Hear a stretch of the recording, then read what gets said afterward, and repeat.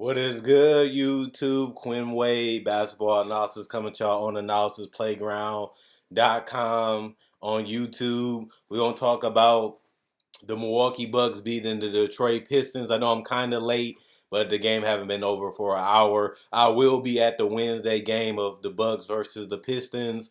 I want to check out Cade Cunningham versus Giannis after seeing how exciting and how exhilarating this game was. I definitely gonna go down to Pfizer Forum and check out Cade, Jaden Ivey, Sadiq Bey, and Bogdanovich, the new contract man. I want to talk about that real quick. Bogdanovich ended up getting an extension. He played pretty well today. Not really a surprise as he has played well multiple times this season and throughout his career. He has been the guy that a lot of people want on their team, and that's why the Detroit Pistons ended up paying him and trading for him. Makes sense to pick up a guy like him, but his extension is not that much. It's only, let me make sure I get the numbers right. It's a little old, but he ended up signing 2 more years to his extension, and it allowed him to be signed longer with the Detroit Pistons. The contract is definitely tradable. It's a $39.1 million extension with the Pistons, which is adding 2 more years. It signs him through the 24-25 season. He'll be 34 years old when that contract happens to expire, which will allow him to play through that entire season.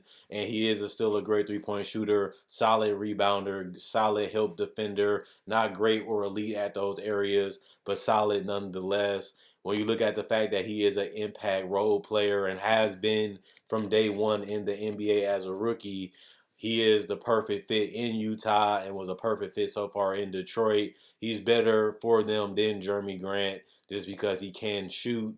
So it makes more sense for them to care more about keeping Bogdanovich than keeping Jeremy Grant, to me, in my personal opinion. But what I will say about that, other than that, Giannis and Antetokounmpo, we're going to talk about them first. They won 110 to 108. Bogdanovich hits a three that allowed them to cut the lead to a 2 point loss.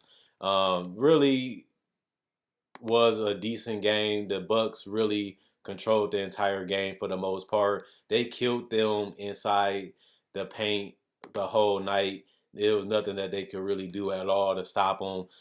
When your best big is Isaiah Stewart, he's the smallest guy on the court when it comes to bigs. There's nothing that you can really do to stop 7 footers like Giannis Antetokounmpo and Brook Lopez. We're gonna talk about the Bucks first. Makes more sense to just do that because they're the team that won. Giannis Antetokounmpo goes for another 30-point game, 4 turnovers, 5 rebounds. That was defensive. 2 of them was offensive. 7 rebounds total. 2 assists. He was 0-4 from the 3-point line. One was a bad miss. And the rest was way off too. He was 7-9 from the free throw line. Just a solid game, not a dominant elite game for Giannis, but he made sure that he got to the paint, got a couple lobs, got a couple runs, dump off to the basket, couple layups that was right to the basket, charging like a buck in blind light, but he's so long and so lanky and so freakish. That's why they call him a Greek freak because of that. He was able to dunk and just lay it in, and they had no rim protection at all, and he was able to take full advantage of it. I would like to see more of that in the next game on Wednesday. Brook Lopez had a big game too. 9 rebounds, not known as a big rebounder, but had 9 rebounds today. 5 of them was defensive, 4 of them was offensive for 24 points. Also, made 2 of 5 from the 3-point line. He was 10 of 16 from the field. Drew Holiday, 25 points, 10 assists, 7 rebounds. 6 of them was defensive. 5 of 11 from the 3-point line. He was 7 of 15 from the field. Just an overall dominant game from there. From their big three. Notice that Chris Middleton missed this game too, and the Bucks still ended up winning. They're 5-0 at Pfizer Forum. They'll be playing again Wednesday at Pfizer Forum against Detroit again, and they're going to try to go for the undefeated 7-0, the only undefeated team left in the NBA, and they have no Chris Middleton. I got to continue to reiterate that point. Javon Carter had a no-show game. 0 for 3 from the field, 0 points, 0 of 5 from the field. Also, but he did have three defensive and 3 offensive rebounds for 6 rebounds total, 1 assist, 2 steals. This is a solid defensive game. Got some pokeaways, got some up-ins, getting up in Jay Ivey, getting up in K, making it tough and difficult for them. Just having another pesky defender with Drew Holiday is good, considering that Drew Holiday is a taller point guard that can guard twos and threes, and he also guard point guards too. So whoever's small, you can have Javon Carter guard one and have Drew Holiday guard the other. And then Grayson Allen had a better game than the last one. Last one he was a no-show. This game he was better. 9 points, 1 of 3 from the three-point line, 2 of 4, 50% from the field. He was 4 of 4 from the free throw line, which was great. Took advantage of easy opportunities, making his threes, making his shots, making his layups, making his putbacks. He had 0 offensive rebounds, but he had 2 defensive rebounds for 2 total. But he also had 2 smart assists and 1 steal. He just knew where to be at on the court and just took advantage of it. And that's all they need Grayson Allen to do until Chris Middleton comes back. Serge Ibaka, no show, 10 minutes. No snow buckets, and had 2 turnovers trying to get to the basket and got stripped. Bobby Portis, 15 points, was huge this game. Brought that energy, that hustle, that muscle, the electricness of him, the contagiousness of his energy. It's just a beautiful thing to watch. He was a part of that championship team in 2021. He was 6-11 from the field, 2 of 4 from 3. Had one of those threes when he just jab stepped and just said, screw it, and then made it all net. He does that at least once a game. Had 12 rebounds, so he had 15 and 12. The only guy with a double-double outside of Drew Holiday on this team. And the fact that he came off the bench and had 28 minutes that he played and still made that type of impact just shows you what type of guy that Bobby Portis is. And that's why they gave him the 4-year extension, just because they can see him doing a marginal role and having these type of games in the future. And that contract will always be tradable for the salary that is on. Then you look at Jordan Nwora, 0 points, 0 4 from the field, 0 3 from the three-point line, but he did have 2 rebounds, 1 assist, and 1 steal. George Hill had 3 points, was 0 3 from the field, but 0 3 from the three-point line, but he did make 3 of 4 free throws and 1 block and 2 assists. And then you had Wesley Matthews, a no-show really today too, but he did play 21 minutes, played solid defense, 1 of 3 from the field, 1 of 3 from the three-point line. He did have 2 rebounds. That was defensive, 1 was offensive, and 3 rebounds total and 3 points. And that was it because Marshawn's had a no-show, 0-2 from the field. Just had 1 rebound and 0 points. And then you look at Cade Cunningham. They was down early in the first half. They didn't give up. They didn't quit. They fought back and kept playing Pistons basketball, which is take your time, grind, and get out in transition and have fun. They're 0-4 away from the Palace or away from home, but they did have a competitive game and kept it close in the fourth quarter. Cade missed a huge 3 that ended up not falling and ended up helping them lose. He had a chance to tie the game and ended up missing it, but they still ended up hitting a 3 to give them 31 points in the fourth quarter. And that's a huge fourth quarter against a great, solid, tough, stymied Bucks defense, but they was able to accomplish that. They can look at the second half and look at things that they did right and try to right that next time going into the game on Wednesday, and they get a break on Tuesday as they will be off between those games. 23 points for Bogdanovich. He was 3 of 6 from the three-point line, 9 of 16 from the field, 4 rebounds, 2 assists, 2 steals. This is a solid overall game. That's why I know he's going to be worth the extension.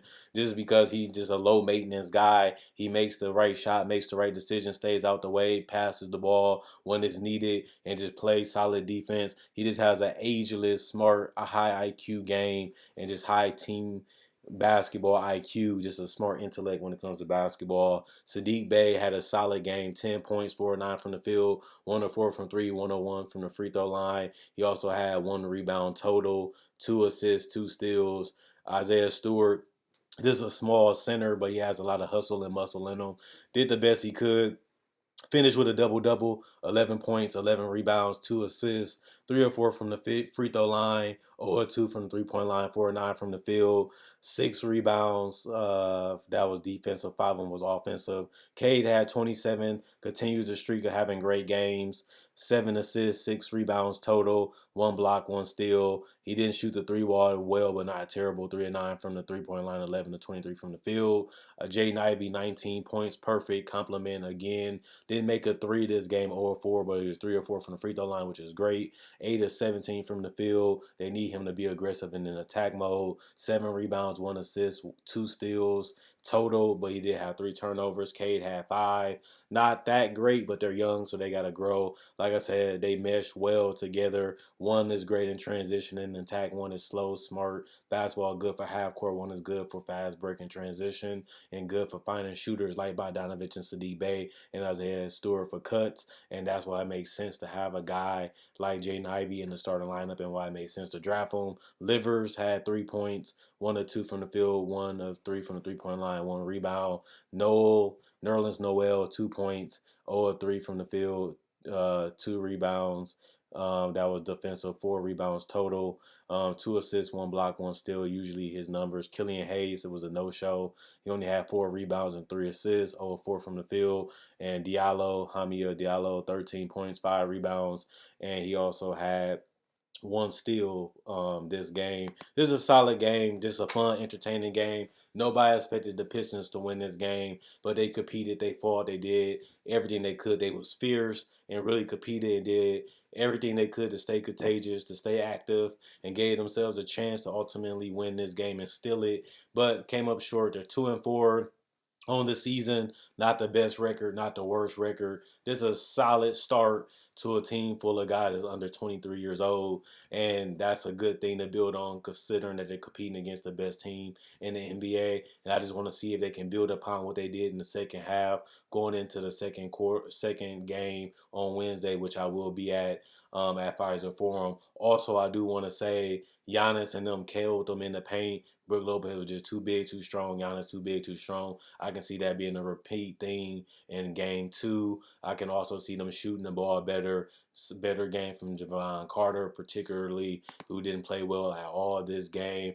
Better game for Ibaka. I can suspect similar things from the game that Portis had. George Hill, I expect him and Wesley Matthews to do a little bit more. And Drew Holiday, Chris Middleton, and Giannis, I expect them to have similar games. And I just want to see if Grayson Allen is going to step up and have more 12 to 15 point games instead of 8 to 9 to 4 point games. And that's what they're going to need him to do until Chris Middleton back. Chris Middleton should be back in November. That should really help extend the Bucks win streak if they can keep it going and see if they can take this undefeated streak as long as they could. I mean, if they can get to 10-0, that would be a fantastic start to a Bucks season. Probably one of the best starts they ever had in the history of having Giannis and Kareem to start the season 10-0. That'll let you know that they really are serious about winning the title. They're getting up in the guys. They're trying. They put a lot of effort, a lot of energy, and a lot of fight in every possession. They playing like they really care. They're playing with a lot of passion, a lot of heart, a lot of love for the game, and they're playing the game the right way. They're playing inside out when it's needed. They're playing from the perimeter. They're not shy from taking threes, even though they're not the greatest three-point shooting team. They're capable of making them. They've always been that way, but they play the right way. They post. They attack the rim. They put pressure on the rim. Drew Holiday has been one of the best facilitators slash defenders slash scorers in the league. He's looking to make the All-Star team for the first time since 2013, and not having Middleton has really helped that case. If anything, it's proven that he's one of the best guards, not point guards, but one of the best guards in the entire league. And Drew Holiday hit a big 3. That was a step back 3 that gave the Bucks a lead in this game, and that helped them actually close out this game and take it, And Drew Holiday had another steal that basically kept them ahead again. And same with Javon Carter. It took some time off the clock, even though he stole the ball because he was pesky. It took about 10 seconds off the clock because they had to run all the way down, and the ball went out of bounds. It was back to Trey Ball, but that was 10 seconds that the Pistons could have needed to actually have a chance to win this game, but they didn't have it because they was getting up into guys playing with energy the whole game.